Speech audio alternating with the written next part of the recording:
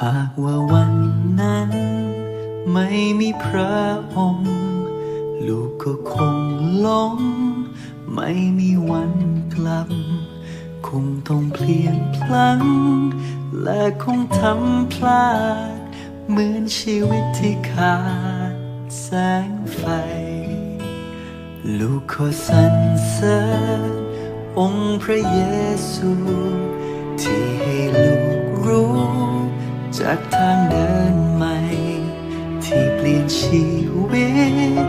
และเปลี่ยนหัวใจให้ได้เดินอยู่ในพระองค์แม้เป็นทางแคบแต่ลูกรู้แล้วก็อุ่นใจยากเย็นเท่าไรแต่ลูกรู้ต้องถึงจุดหมาย